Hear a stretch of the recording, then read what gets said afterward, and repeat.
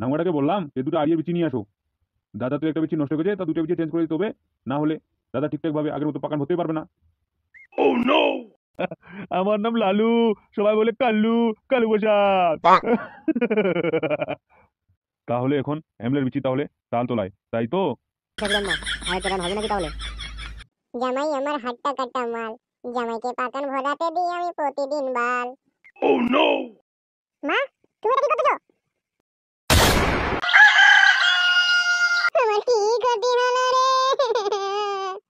এ ফালতু, তুই আমার স্বামী সংসার নষ্ট করে দিলি রে ফালতু। এরম করে সর্বনাশ কেন করলি রে ফালতু? বৌদি কাঁদো না, বৌদি কাঁদো না, আমরা নাঙ্গুয়াকে ফোন করছি, নাঙ্গুয়া আসতেছে। হ্যাঁ দিদি, তুমি কাঁদো না দিদি, তুমি এভাবে ভেঙে পড়লে হবে?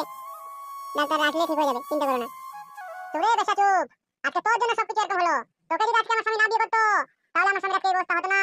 তোর পাগল স্বামী ফালতু লোকজন নিয়ে আসে, আমার স্বামীর এই অবস্থা করতো না। আহা, আরে হামসাপার, একে বল না রে যে আমি একে ঝগড়া করতে মারণ করছি, তাও অদ্দোষ দিচ্ছ কেন? বৌদি, তুমি ছোট বৌদিকে কেন বোকা দিচ্ছ? মনে হয় ছোট বৌদি এই কাজটা করেছে, তুমি বুঝতে পারছো না? এই ফালতু এই কাজটা করতে পারে না কোনোদিন। এটা কালু প্রসাদ আর কালু প্রসাদের টিমের ছেলেগুলো মিলে করেছে। তুমি ওই বৌদিকে বকো না, ডাক্তার চলে আসলে সব ঠিক হয়ে যাবে, তুমি মাথা ঠান্ডা করো। কই রে হামসাবার কই? নাঙ্গটা কই আসতে দেখো না? নাঙ্গটা আসলে তো দাদা আজকে একবার নতুন করে সোনা দিয়ে এলে ঠিক হয়ে যাবে সবকিছু। তাহলে আজকে দাদার সোনাত খাবো আমরা। এই সাদা কুকুর, এই কালার দিলে মাথা মানে খারাপ হয়ে গেছে। শালা, দাদাকে এখন শুনে দিবে রে? দাদার যখন নুন ভাত পোলা খেতে আসবি তুই? হ্যাঁ, দেখতে পাচ্ছি না একটা বিচি খুলে পড়ে আছে, আর তুই শুনে খাওয়ার জন্য এখন পাগল হয়ে গেছিস। তুই একটু কোথায় কি বলতে একটু মাথাটা কিছু নাই নাকি তোর? ভুবু ভুবু ভুল হয়ে গেছে ভাই। নাঙ্গটা আসলে তো আবার ও তো সোনা দিবেই, এর কাটবেই তো, ওই জন্য বললাম, রাগ করিস না ভাই। ইস, খুব চিন্তায় পড়ে গেলাম। নাঙ্গুয়াটাকে বললাম যে দুটো আড়িয়ে বিচি নিয়ে আসো। দাদা তো একটা বিচি নষ্ট করেছে, তা দুটো বিচি চেঞ্জ করে দিতে হবে। না হলে দাদা ঠিকঠাক ভাবে আগের মতো পাকান হতেই পারবে না। আগে বিচি দিয়ে কি করবি কথাটা? যে আগে বিচি নাঙ্গকে আনতে বলছিস? আগে বিচি দিয়ে কি করবে? হ্যাঁ, তাহলে তো মানুষ মানুষ কি লাগাতে হবে? আরে গাধা, দাদা তো একটা আড়িয়া, তোকে আড়িয়ে বিচি না লাগা দিলেও শান্তি পাবে, মানুষের বিচি লাগা দিলেও পাত্তাই পাবে না। আরেকটা কথা, যদি আড়িয়ে বিচি লাগা দিস তাহলে সবসময় দাদা বলবে হাম্বা হাম্বা, বুঝতে পারলি? নাহলে পাকান বৌদিকে আর ছোট বৌদিকে সার্ভিস কিভাবে দিবে?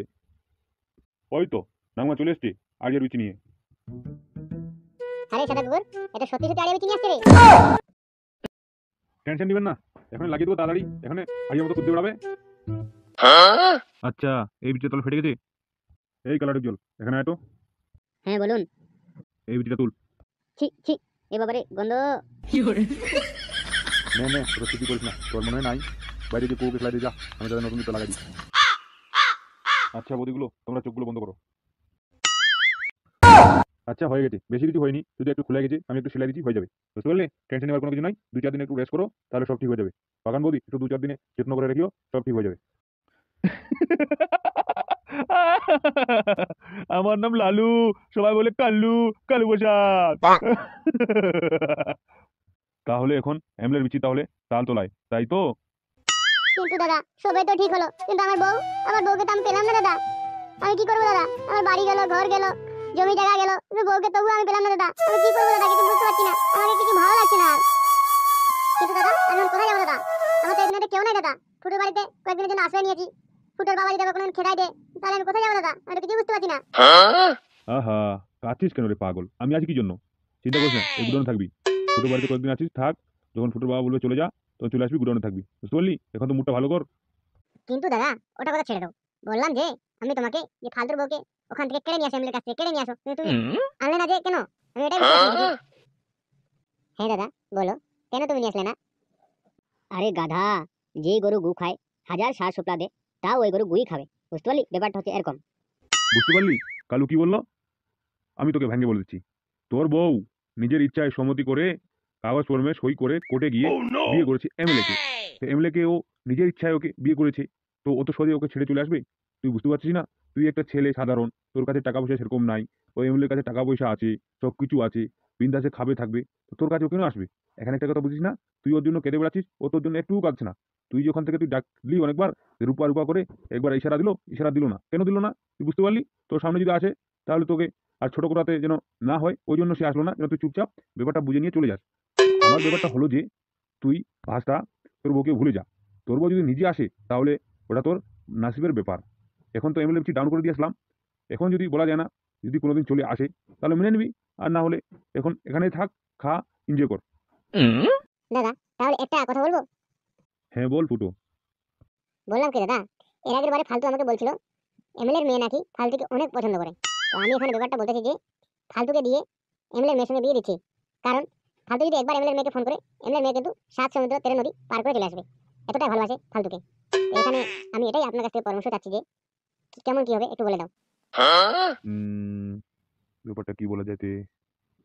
মামু আমি একটা কথা বলবো মামু। বল দেখি। মামু আপনাদের কাছ থেকে যেটা শুনলাম, এখানে রহস্যটা একটা বুঝে যাচ্ছে যে ফালতুর বর ফালতুর কাছে আসবে না, যেমন তো না ঝগড়া শান্তি অশান্তি না হয় বা এমএলএ যেমন তো বাড়ি থেকে না বার করে দেয়, সেমন তো আসবে না, এখন আসবে না, আসলে 6 মাস 10 মাস পরে আসতে পারে, যখন এমএলএ রসের কষ কমে যাবে তখন আসতে পারে। কিন্তু আমি এখানে কথা বলতেছি যে ফালতুকে যখন এমএলএ মেয়ে এতটাই ভালোবাসে, তাহলে ফালতুর জন্য আমি এটাই রায় দিব যে ফালতু তুই এমএলএ মেয়েকে ডেকে নিয়ে এসে তুই বিয়ে করে এখানে থাক, তাহলে তুইও শান্তি থাকবি আর তোরও টেনশন হবে না, আর এদিকে তোর বউ তো কোনোদিন আসবে না, ও ওদিকে শান্তি থাকবে। তো ব্যাপারটা আমি এখানে এটাই বলতে চাচ্ছি যে তুই ফোন করে দে এমএলএ মেয়েকে। দেখ, আমার ভাগ্নে ভালো কথা বলতে শিখে গেছে, দেখ বুঝতে রে পারলি? ফালতু এটাই কর, ভাষা যা, এটাই কর, যা, কিছু করার নেই আর, বুঝতে পারলি? হয়তো তুই জোর করে নিয়ে আসবি, তখন 2 একদিন তোর কাছে থাকলো, আবার এমএলএ নিতে আসলো, আবার এমএলএ কাছে চলে গেলো, তাহলে মান সম্মানটা কাজ যাবে, মান সম্মান তোর যাবে। তো অতএব এমএলএ মেয়ে যখন তোকে অতটাই পছন্দ করে, তুই তাহলে এমএলএ মেয়েকে বিয়ে করে নে, শান্তিতে থাকবি, বুঝতে পারলি? বলেন কি? লোকে বলে লালু, সবাই বলে কালু, কালু প্রসাদ, বুঝতে পারলি? ফালতু টেনশন নিস না ভাস্তা, ওই কাজটাই কর, লাগে পড় কাজে, বিয়েটা আমি দিয়ে দেবো উকিলটাকে এখানেই, বুঝতে পারলি? আর টেনশন নিস না, অপশন। দাদা তাহলে আমিও চলে যাই, কারণ আমাকে যেতে হবে আবার, নাহলে বলবে আবার যে কোথায় গেছিলে কি করতে গেছিলে, অনেক ঝামেলা পাকাই দিবে। আমিও তাড়াতাড়ি চলে যাই, ফালতু কোথাও বাড়ি যাচ্ছে, আমিও তাড়াতাড়ি যাই। বাকি যা হবে আপডেট আমি আপনাকে ফোন করে জানাবো। আচ্ছা ঠিক আছে, যা, সাবধানে যাস, ফোন করিস গিয়ে সবাই।